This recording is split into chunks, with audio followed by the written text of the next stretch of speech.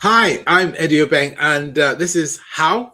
Every single day, I bring you a different way to figure out how to do things using the Pentacle education tools, PETs, we call them, people engagement tools. Today, I've got something slightly different for you. I want you to understand the whole idea I've created about how to make your change work exactly the way you'd like it, instead of having that horrible feeling where everything's always going wrong and you're having to chase all the time, and sometimes for days, sometimes for years.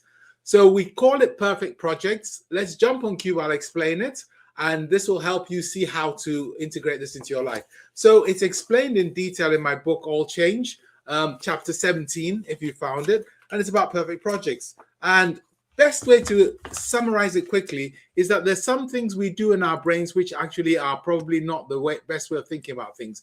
For example, when we're delivering change, we spend a lot of time. This is supposed to be like a jelly bowling alley. We spend a lot of our time deciding what we're going to do, planning it all, working out all the budget cases. And then it's like we've got the bowling ball, and then we sort of roll it and we hope it hits the pins and that good things happen.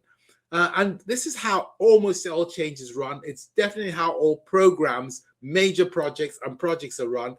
You know this because they have kickoffs, and then they get things running, then they manage it using review processes, looking backwards to see where things have been, and trying to keep the thing on track and hoping it's hitting the different milestones.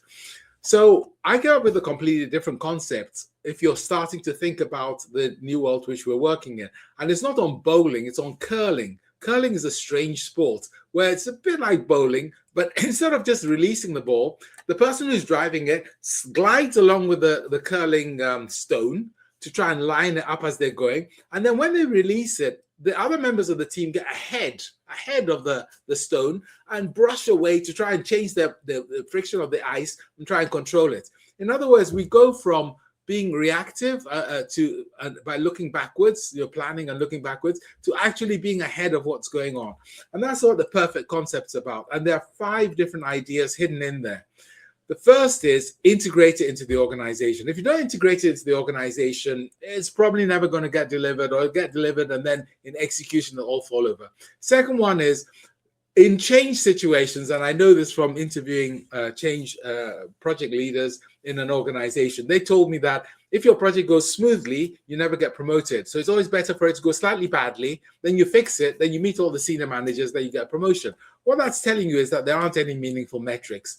And all across the globe, every single activity, every single project which is running does not have meaningful project metrics, because we're assuming that the person is working through each problem as they arise. And we even have risk registers. We'll talk about this. But the trick there is to get ahead of it. It's called a glide path. I'll show you. Then there's the art beats the science. If you know anything about aviation, you'll know airmanship is important. Yes, the technology is important, but if you've got somebody who's not a good airman, you're probably going to crash and die. Soft is more important than hard. The human beings, we know that.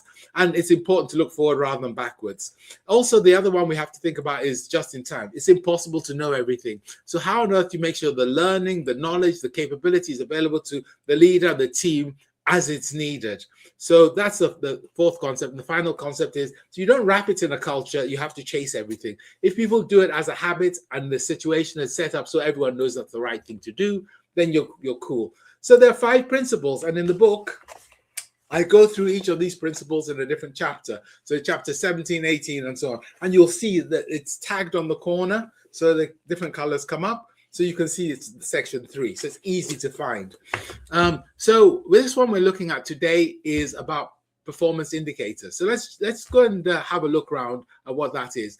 In the book, it tells you about a day in the life of a project, a perfect project. And there's a timeline, 9:15. If you look in part 1, you'll learn about that meeting. We're in project 2, part 2. Sorry, we're in part 2. So we're gaining perspective. Here we go. Let's hit this button and let's see where it takes us. Where is it taking us? Where is it taking? I hope it's taking us to the right place. Okay. If it takes us to the wrong place, I'll just have to jump again. So that's cube loading. It takes a couple of seconds. It's actually quite useful. It takes a few seconds because sometimes it makes you recognize that you're actually traveling there. Yeah, and so what happens effectively is if we can travel to the correct space, then we can start working our way through it. The things you have to focus on are this whole concept of, first of all, making sure that we've got a clear idea of where we're going so we can start to manage against that. Then we've got to think about something called a glide path. And then once we've been past the glide path, we've got to start thinking quite hard about how we actually engage. So I'll walk you through that in a second. Share my screen. I forgot to share my screen. Let me share my screen. I'll share my screen and all be well. I do love technology. Don't you love technology? I love technology. I love the way, the whooshing sound it creates as it goes round and round and round. There we go. Share my screen. I spend so much time on Cube that whenever I have to deal with any other technology, I look for where's the pointy bits, where are all the, I can never find them. Anyway, here we go. So this is the cubicle which we look at the incidents in. There's a whiteboard over here, so let's have a look at the whiteboard. What does the whiteboard tell us? It's a small discussion board. It would tell you what the purpose is, 5 Ps. This is a pet it's worth looking at. It will tell you about the space cube. Okay, so the space cube is basically looking at what the dynamics of the project are. Is it foggy? You can read about this as well. Is it paint by numbers? You can read about that. If you don't know about it, you should. And it helps people try to understand, what issues they expect. Okay, if it's foggy, what would I expect? Early, what would I expect in the middle, what would I expect late? This is a discussion. Why? Because you want to be able to set the context so that we can understand what good looks like. If you haven't set the context, then no one knows what good looks like. And so, as I said, the project leader can let things go off track. So this is where you'd work with people to try and look at, what you're expecting in terms of progress metrics and so on.